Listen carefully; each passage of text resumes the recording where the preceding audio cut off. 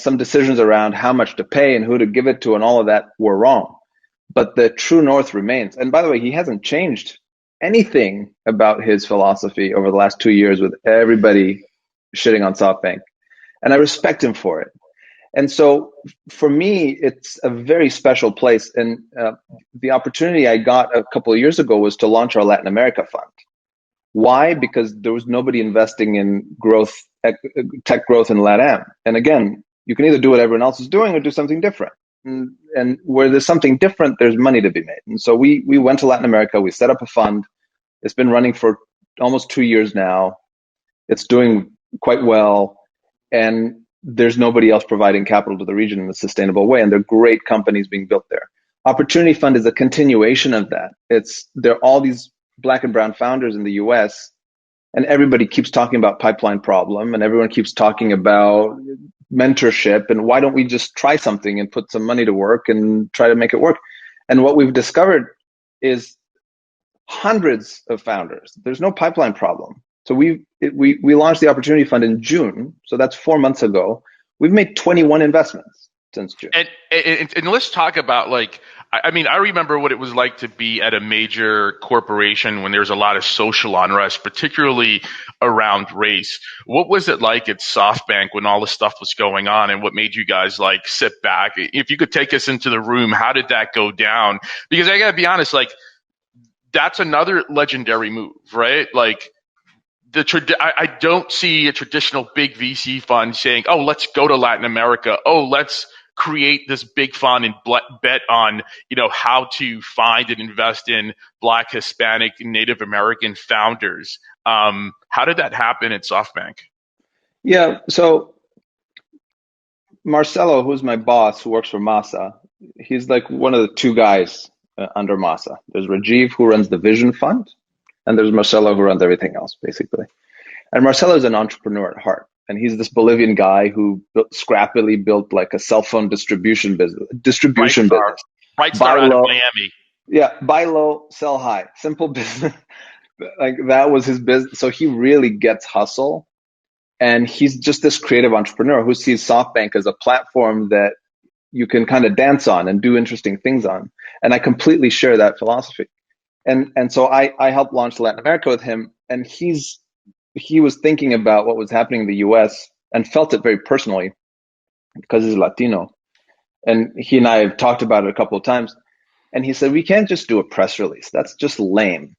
It's just everyone was doing a press release or some like social media share. Yeah. And he just wasn't and so he said on a Monday, we just need to invest. Like, that's the only way to actually do something meaningful. And it can't be some crazy big number because it has to be successful. So we have to walk and then run. And so what's a good number for an early stage fund that kind of gets things going? $100 million. Great. Okay.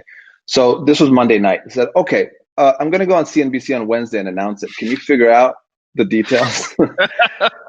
and so Wednesday, so we'll pause there. Hold on, we pause there, right? So so like, and this is what this is what the Black tech and investing community was saying. All these corporate companies are coming out with their statements, and as you start to dig into like what their little investment funds, you had, Andreessen Horowitz at their $2 million thing and all the other, right? Like, they're not really doing, much, or they're investing in like, nonprofits that want to invest in the ecosystem. Like, oh, here comes SoftBank, their $100 million fund. Like, who are they going to give that money? They're going to give it to like a government organization or another nonprofit. It's not going to get to a Black founder or a Latino founder or a Native American founder. I was like, that would be too revolutionary for someone to do.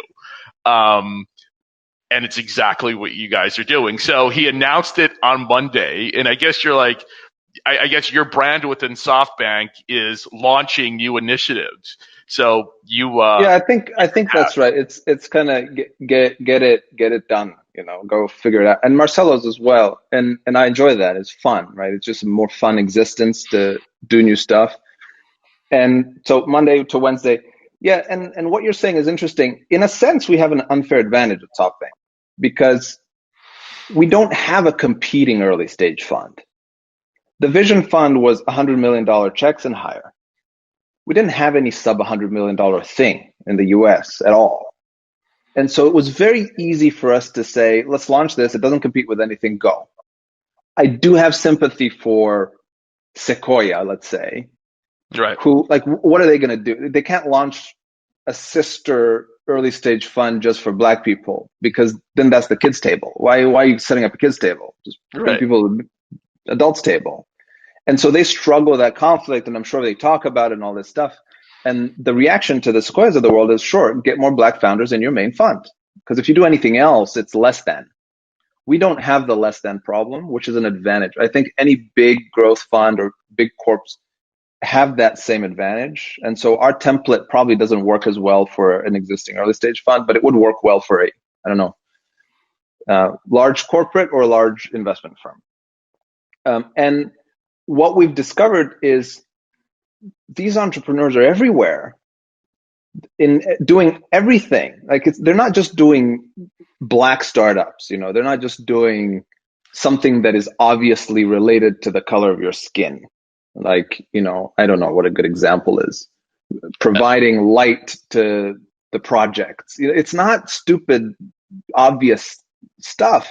It is real entrepreneurship, real ingenuity, everything from 3D avatars for next gen media creation to healthcare to e-commerce. I mean, you name it. And when we looked at this pipeline, we were blown away. And so, as I mentioned, we have 21 companies, but more than 21 founders of color that we've put money directly into the hands of. And some of those they've kind of made it through the media filter and are more well known, but that's okay, because we can't ignore those founders. I mean, we want a balance of people who've crossed the chasm, people who haven't. It's really about creating a community of excellence. Right. And excellence is the key word, but some folks have to be passed over and some folks have to be already well known. That's okay. Well, that balance, I think, is important to have. But we've easily found, I think it's like 24, 25 founders who fit the profile in 4 months without trying very hard. We just put up our shingle. Right. And so I challenge anyone who says there's a pipeline problem to show me the data.